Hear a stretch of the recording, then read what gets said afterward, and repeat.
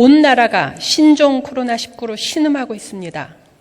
방역과 치료의 일선에서 수고하시는 의료 방역 관계자 여러분의 노고에 진심으로 감사를 드립니다. 또한 병마와 싸우고 계신 확진자 여러분께도 위로의 말씀을 드립니다.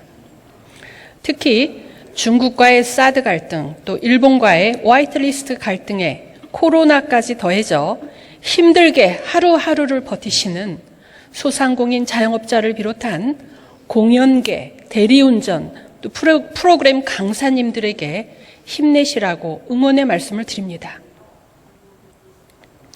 이제 3월 한 달간 코로나19를 어떻게 다루느냐에 따라 국민의 건강과 민생, 나라의 경제가 달려있다고 해도 과언이 아닙니다. 지금 감염 확산 원인이 중국이냐 신천지냐로 선거의 유불리를 따지는 정치권의 행태가 오히려 문제 해결을 어렵게 만들고 있습니다. 선거를 위한 대면 접촉이 새로운 위험 요인이 될 수도 있습니다. 만약 신천지 전수조사와 일괄 검사 이후에도 지역 감염이 계속된다면 대통령은 총선을 연기하는 결단을 내리고 정치권은 감염 확산이 진정될 때까지 모든 선거운동을 중단하기로 신사협정을 맺어야 합니다. 다행히도 우리는 수월하게 대량으로 검사할 수 있는 진단 키트를 개발했습니다. 이것을 잘 활용해야 합니다. 이제 지역 감염이 전국적으로 확산되어 더 이상 정부가 선별적으로 검사 대상을 정해서 그 사람들에게만 검사를 해주고 16만 원을 면제해 주는 것은 효율적이지 못합니다. 이제 모든 사람이 감염 가능성에 노출된 상태에서는 개인 판단에 따라 가장 빠른 시일 내에 검사를 받도록 하는 것이 최선입니다. 정부의 검사 대상이 되거나 의사의 소견서가 없더라도 스스로 판단해서 의심 증상이 있으면 누구라도 3만 원 정도로 검사를 받을 수 있게 하고 양성이 나오면 무료로 처리해 주는 것이 합리적입니다. 오늘 총리께서 안 나오셔서 이 질문을 드리지는 못하지만 정부에서 바로 반영해 주시기를 부탁드립니다. 개인적으로 감회가 새롭습니다. 저는 지난 2년간 민주평화당에서 활동했지만 바른미래당에서 비례 정리가 되지 않아 2년여간 이 자리에서 대정부 질문할 기회를 갖지 못했습니다. 상임위 간사도 맡지 못하는 등 의정활동에 큰 제한이 있었습니다. 선거제 개혁으로 인해 비례의원의 역할도 더 막중해졌습니다. 20대 국회가 끝나기 전에 정당의 합당이나 분당 시에는 비례의원의 당적 선택이 가능하도록 하는 정치개혁법이 통과되기를 희망합니다. 경제부총리 나와주시기 바랍니다.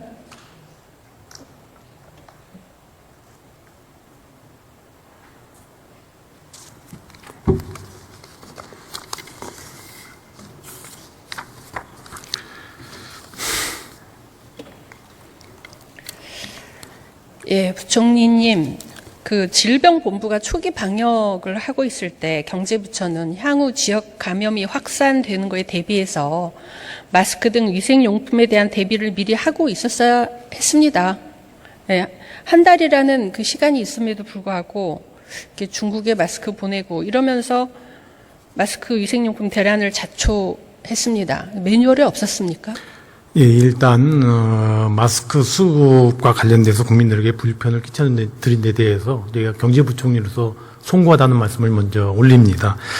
정부도 코로나 사태 초기에 사실 마스크가 하루에 한 1,000만 장 정도만 저희가 생산 능력이 되기 때문에 초기에는 사실은 1,000만 장 정도로 수급이 그때도 부족했지만은 이루어지다가 이번 신천지 사태 이후에 확진자가 폭증하면서 오히려 마스크 문제가 더 어려워지지 않았나 생각이 됩니다. 정부로서는 미리 마스크 초기에 재고를 쌓아놓고 있었어야죠. 잘못하셨습니다. 예. 그리고 지금 이제 소상공인 대책도 부적절하다는 평가입니다. 지금 소상공인들을 위해서 대출을 확대하고 또 착한 임대료, 건물주에 세금 혜택 준다는 이런 정책을 예고하셨는데 시장 반응이 별로입니다. 이게 당장 하루하루 견디기 어려운데 또 대출 받으라는 거냐. 또 착한 임대인을 만나지 못한 더 열악하고 어려운 소상공인들을 더 절망하게 만든다. 보편적이고 실질적인 대책이 없다. 이런 불만들이 나오고 있습니다. 아십니까? 의원님 지금 뭐 내일 모레 국회에다 추경으로 제출할 예정입니다만은 소상공인들을 위한 지원이 저는 대책의 가장 많은 포션을 차지하지 않는가 싶습니다. 지금 말씀하셨던 대로 소상공인들의 현장을 가보면 가장 어려워한 부분이 인건비하고 임대료하고 또 자금, 융통 세 가지 측면이었습니다. 그래서 저희는 이 세 가지 측면에 정부가 좀 촘촘하게 대책을 세운다고 해서 대책을 세웠다는 말씀을 드립니다. 지금 10인 이하 소상공인 사업체가 370만 개쯤 됩니다. 맞죠? 예. 이분들에게 일회성으로 100만 원이든 200만 원이든 재난 수당을 일괄 지급하세요. 이게 100만 원을 지급하면 3조 정도 됩니다. 예, 그런데 그리고 또 이제 실직 상태에 이르게 된 분들에 대해서 50만 원 정도의 일회성 실직 수당을 지급하시는 것이 가장 효율성이 큰 추경이고 지금 민심을 추스릴 수 있는 추경이라고 뭐 저뿐 아니라 많은 분들이 그렇게 얘기하고 있습니다. 추경안에 그거 반영하시겠습니까? 네, 의원님 지금 말씀하신 제가 아까 말씀드렸던 소상공인들 현장에서 제기되는 여러 가지 대책들은 저는 추경하고 지난 금요일 날 정부의 종합 패키지에 다 많이 담았다고 생각을 하고요. 의원님께서 지금 말씀 주셨던 재난 수당이라든가 실직 수당은 여러 가지 이 제약으로 인해서 제가 왜 정부가 그 세금으로 직접 보존해 주는 데는 한계가 있는 것 같습니다. 사실 소상공인뿐만이 아니고 여러 가지 다양한 계층이 있기 때문에 그 같은 직접 지원은 상당히 제약이 있을 수밖에 없었고요. 그러나 아까 말씀드렸던 임대료라든가 인건비라든가 또는 자금에 대한 뭐 납부 유예 정도가 아니라 세금을 깎아주고 추가적으로 지급하는 것에 대해서는 저희가 담을 수 있는 범위에서 지금 최대한 담았다고 국민이 정부를 신뢰하지 못해요. 코로나 추경이라고 해놓고 앞줄에 몇 개 그럴듯한 거 해놓고 뒤에서 뭐 특수세 면제, 뭐 지역사업 이런 거 껴넣어가지고 이게 추경은 국회에서 심의 제대로 안 되니까 이거 이런 식으로 끼워넣게 한다 이렇게 사람들이 의구심을 갖습니다. 그리고 전례에 비춰서 그렇게 많이 틀린 말도 아니고요. 이게 지금 착한 임대료 뭐 그 세금 혜택 주는 것도 결국 다주택 임대업자 세금 특혜 상가 버전이 시작되는 거 아닌가 하는 그런 경각심이 있습니다. 그렇지만 이번 추경은요 정말로 서민과 소상공인들에게 직접 곧바로 혜택이 돌아가고 또 보편적으로 눅 빠지지 않고 하우상박으로 돌아가는 추경이 돼야 되는데 제가 아무리 생각해도 재난수당 이상의 좋은 방법이 없어요. 선진국들이 괜히 뭐 그런 식으로 보편적인 하우상박적인 그런 수당 현금 지급을 하겠습니까? 괜히 하겠어요? 그게 가장 국민에게 도움이 되는 방법이기 때문이에요. 네, 의원님 아직 추경 내용을 저희가 공개를 안 하기 때문에 그러는데요. 추경 내용에 의원님이 말씀하신 그런 취지의 사업들이 제가 보기에 충분히 반영이 돼 있다고 생각을 합니다. 저소득 계층에 대해서 지원해 주는 내용하고 아동수당 대상자에게서 추가 지원해 주는 것이 다 제가 보기에는 의원님께서 이렇게 말씀 주신 그런 취지의 지원이라고 저는 생각을 합니다. 예, 금요일 제출되는 거 지켜보겠습니다. 예. 사실 코로나19만큼이나 심각한 것이 지금 집값 폭등입니다. 예, 표를 주세요. 이게 지금 문재인 정부 들어서 서울 아파트 중위 가격이 9억 원에서 9억 이상으로 50% 올랐고요. 지역에 따라서는 2배로 오른 곳이 있습니다. 이거 워런 버핏이 울고 갈 그런 수익률이에요. 근데 부자 동네에는 더 올랐고요. 이게 불로소득, 자산 양극화, 지역 양극화 이게 심해지면서 대다수 국민들이 정말 분노하고 특히 청년 세대들은 좌절하고 있습니다. 현재 집값 상승이 이게 강남 같은 부자 동네가 주도하고 있어요. 그래서 강남 3구가 오르면 주변 송파, 마용성 등 접경 지역 또 다른 지역의 부자 동네가 동반 상승합니다. 결국 수도권 정도까지 집값 상승이 다 이렇게 퍼지는데 거꾸로 지방은 오히려 떨어집니다. 지방 웬만한 돈 많은 사람들이요. 지방에 집을 안 사요. 똘똘한 한 채 강남에 와서 집을 삽니다. 그래서 보시는 바와 같이 최근에 전국 아파트, 서울 아파트 가격 상승 차이가 아주 현격하게 저렇게 벌어졌습니다. 똘똘한 한 채, 이 고가 1주택 쏠림 현상이 집값 폭등과 자산 양극화 원인이라는 데 동의하십니까? 예, 지금 의원님 지적한 대로 강남 아파트 중심으로 해서 아파트 가격 상승을 견인하는 것은 맞는 말씀이시고요. 네. 정부로서도 또 의원님께서 아까 집값 상승이 이 집을 구하고자 하는 청년들에게 좌절감을 준 것도 저는 전적으로 동감을 합니다. 그런 의미에서 정부도 부동산 가격만큼은 불로소득 없이 어떻게든지 잡아야 되겠다는 것이 정책의 최우선순위를 좋습니다. 잡고 있고요. 자, 그러면 똘똘한 한 채 쏠림 현상이 왜 나타난다고 생각하십니까? 예, 저희는 여러 가지 요인이 있다고 봅니다. 전체적으로 가격이 상승할 거라고 하는 기대감도 있고 투기 소유가 몰리는 것도 있고 또 시중에 이미 유동자금이 너무 많이 있어서 그런 자금들이 부동산 시장에 몰리면서 특히 강남 시장에 아파트 가격을 견인했지 않는가 싶어서 정부로서는 이런 분야에 타겟을 해서 대책을 최근에 한 두 차례 거쳐서 강력한 대책을 시행해 왔다는 말씀입니다. 예, 좋습니다. 이자율이나 등등 네. 중요한 한 가지를 제시하겠습니다. 표 주세요. 자, 2007년 참여정부 말기에 장기 보유 공제율 또 현재 장기 보유 공제율을 비교해 보면 고가 1주택에 대해서 2007년에는 15년 이상 소유 시에 45%를 공제했습니다. 당시 물가 상승률을 크게 넘지 않았어요. 거의 비슷했어요. 그런데 현재는 물가 상승률이 2분의 1 이하로 떨어졌는데도 고가 1주택에 대해서는 10년만 지나면 80%를 공제해 줍니다. 사실상 거의 부담이 없습니다. 그래서 같은 10억 원으로 한 채 샀을 때, 세 채 샀을 때 10년 후에 똑같이 5억 원이 올랐는데 고가 1주택 경우와 세 채인 경우에 무려 27배의 차이가 납니다.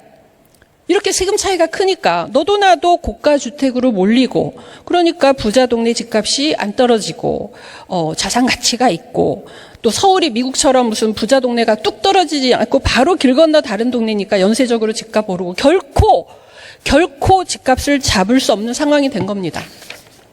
이거 이대로 방치하실 겁니까?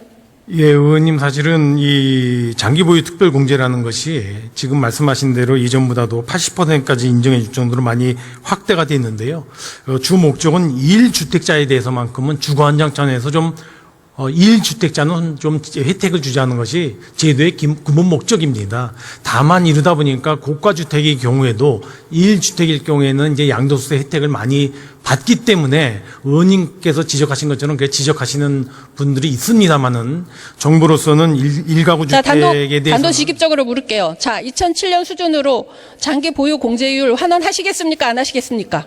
정부는 최근에 12월 16일 날도 발표를 했는데요. 장기 보유 이 특별 공제율을 실소유자 중심일 때만 혜택이 갈 수 있도록 제도 개선을 했습니다. 내년도에는 더 자, 강화돼서 이 문제의 심각성 모르시겠습니까? 아닙니다. 이게 저는 그런 자, 어디에 정착하느냐에 따라서 10년이 지나면 아예 집값이 10배 차이가 납니다.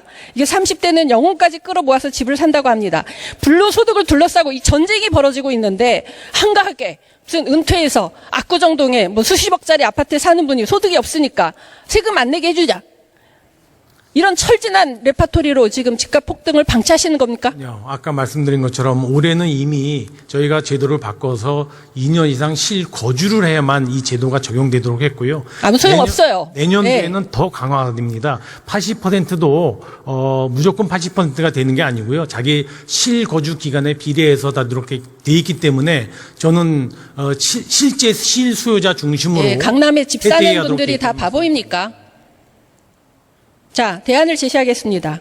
1가구 1주택에 대한 혜택을 드려야 됩니다. 그 혜택은 네. 재산세와 취득세 한정해서 근로소득세처럼 2, 3억 정도의 서민주택에 대해서는 면세를 아예 하고 가격이 높을수록 누진하는 방식으로 그렇게 가야 합니다. 자, 취득세, 재산세 감면하면 지방세 줄어드는 것은 교부세를 늘려주면 되고요. 양도소득세는 대표적인 불로소득이기 때문에 물가 상승률만 공제해줘야 됩니다. 이렇게 해야 조세 형평도 막고 부동산 가격 안정에도 도움이 됩니다. 예, 이거를 가장 핵심적인 걸 놔두고 회피하면서 무슨 조정 대상 지역 정하고 대출 비율 정하고 이래서 집값이 잡힙니까? 의원님 아까 말씀드린 것처럼 1주택자에 대한 것이 다 저희도 불로소득에 대해서는 용인하고 싶지 않습니다. 그러나 아까 1주택자에 대한 혜택은 또 서민들 또는 단 한 주택 갖고 있는 사람에 대한 어떤 주거 안정 측면에서도 저희는 그런 제도를 운영할 필요가 있다고 보고요. 아까 말씀드린 것처럼 좀 더 엄격하게 실수요자일 때만 혜택을 받도록 시스템을 바꿔나가고 지금 부총리 말씀을 들어보면 마치 이게 1가구 1주택에만 보호를 하고 다주택자는 엄청나게 중과를 하는 것 같습니다. 그런데 사실은 다주택 임대사업자들은요, 100채, 200채, 500채, 600채 가지고 있어서 세금 한 푼 안 내고 있어요. 이분들이 47만 명이 150만 채를 가지고 있으면서 세금을 안 내고 있습니다. 다주택자에게 1가구 1주택보다 더 큰 혜택을 주고 있어요. 이거는 어떻게 설명하실 거예요? 예. 마치 실소유자에 대해서만 우리가 어떤 세금 혜택을 줍니다. 그게 아니거든요. 예, 의원님, 그거는 다주택자에 대해서 과세 혜택을 준 배경은 사실 좀 장기적으로 임대하고 임대료도 좀 인상하지 않도록 하는 조건으로 정부가 임대하는 서민층을 보호하기 위해서 사실 제도를 만들었는데요. 의원님 지금 지적하신 대로 또 일부 부작용이 많이 있었습니다. 다주택을 갖고 임대하는 사업자에 대한 혜택이 좀 과다하다는 지적도 있고 해서 정부가 지난해 다주택자에 대한 세제 혜택을 상당 부분 철회하다든가 또는 줄여왔다는 말씀을 드립니다. 그 일정 부분 거기에 저도 의견을 같이 합니다. 자, 이 제도가요, 2014년 2월에 장기간의 부동산 침체 기간 끝에 박근혜 정부가 노골적인 부동산 부양 정책으로 내놓은 정책입니다. 그렇죠? 예, 그런 측면이 있었습니다. 그렇다면 부동산 침체가 끝나면 바로 이 제도를 없애야 되는 겁니다. 그런데 지금 집값이 50% 100% 올랐는데 여전히 이 제도를 바꿨다고 하는데요. 진짜 흉내만 내신 거예요. 신용만 하신 거예요. 그리고 지금 전세 가격 안정을 위해서 한다 이렇게 했는데 표 주세요. 표 주세요. 예, 이게 지금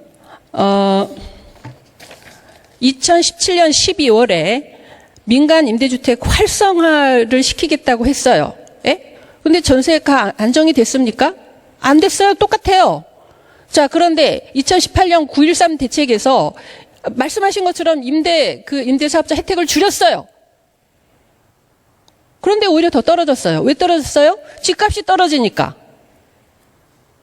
이게 지금 전세가 안정을 위한 정책이 전혀 아니라는 지금 반증입니다. 예, 의원님, 그래서 지금 의원님 표에서 보시는 것처럼 2018년 9월 14일 이후에는 조정적일 경우에는 새로운 취득한 임대주택에 대해서는 저희가 그 중과세, 양도세라든가 또는 종부세를 중과하는 걸로 제도를 바꿨다는 말씀을 드립니다. 이게 진짜 조금 신용만 내셨고 그대로 이 제도가 살아 있습니다. 이 제도를 전면적으로 백지화를 해야 돼요. 왜냐하면 이게 150만 채가 그대로 지금 잠겨 있기 때문에 혜택을 다 없애고 이 다음에 그러니까 1년간 양도세를 중과하지 않고 일반 양도세를 주는 것으로 바꾸시면 1년 안에 150만 채가 공급이 됩니다. 정부가 무슨 30만 어쩌고저쩌고 할 필요 없어요. 1년 안에 150만 채가 공급이 되면서 집값 문제 사라집니다. 어떻게 하시겠습니까? 예, 의원님 말씀이 이제 일정 부분 이제 출구를 좀 만들어줬으면 좋겠다 이런 말씀이시지 않습니까?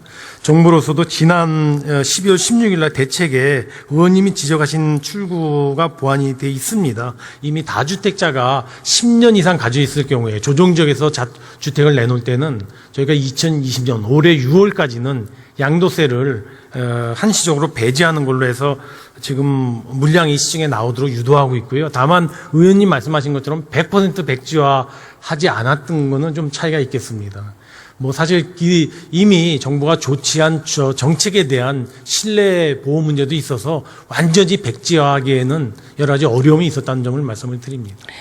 이게요, 지금 한번 임대 개시일에 6억 이하가 되면 계속 이게 살아있습니다. 그래서 재건축하는 아파트 10억에 사가지고 이게 나중에 20억이 됐는데 그거에 대해서 한 100채 갖고 2천억 어치 주택을 갖고 있는데 세금을 안 내고 있는 이 기괴한 현상이 앞으로 이거 없애지 않으시면 두고두고 놀림감이 될 겁니다. 예, 지금 무슨 불소급 얘기하시는데 제가 무슨 형법 불소급은 들어봤어도 세금 불소급이라는 것은 전 세계에 없는 겁니다.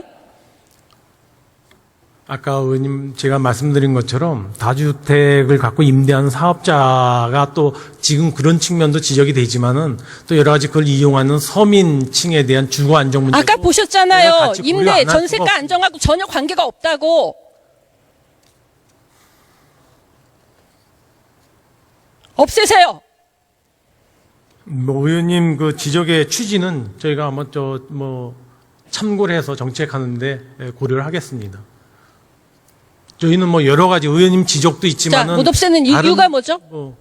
아까 말씀드린 것처럼 당초의 취지의 목적도 있고요. 그다음에 정부가 그 같은 정책을 한꺼번에 금방 100%, 180도 바꿀 수 있는 그런 상황은 아니라고 저는 생각을 합니다. 그래서 아니, 세금이 올릴 수도 있고 내릴 수도 있는 거지. 어떤 사람에 대해서는 그거를 그 사람이 그 신뢰했다고 해서 못 올리고 못 내립니까? 아까 말씀드린 없애세요. 세금을 갖다가 얼마큼 더 걷냐 덜 걷냐의 문제는 아닙니다. 정책은 세금이 같이 동전의 양면처럼 따라붙지만은 또 여러 자, 가지 이걸로 인해서 유실되는 세금이 2조 내지 3조 원이라는 민간 경제 분석이 있습니다. 계산해 보셨어요? 예? 이 제도로 인해서 2, 3조 원의 세금 손실이 있다라고 그런 분석이 있어요. 계산해 보셨어요? 저는 2, 3조까지는 아니라고 생각이 됩니다. 뭐 저희야 계산하지 않았겠습니까? 다 세제 혜택을 줄 때는 세제 혜택의 세감 효과가 얼마인지를 점검을 하는데요. 하여튼 의원님 주신 취지는 알겠습니다. 그러나 정부가 임대 사업자에 대해서 특별히 세제 혜택을 더 주고자 하는 생각은 하나도 없습니다. 다 정책의 목적을 달성하기 위해서 하는 검토인데요. 의원님이 주신 취지를 저희가 검토하면서 충분히 고려하도록 하겠습니다. 자, 똘똘한 한 채에 대해서 그 장기 보유 공제율 참여정부로 복원하고 이 다주택 임대 사업자에 대한 말도 안 되는 세금 혜택 없애지 않는 한 정부에게 부동산 문제 해결하려는 의지가 없다라고 판단하겠습니다. 들어가셔도 좋습니다. 예, 뭐 저희가 최대한 합리화하도록 노력을 하겠습니다.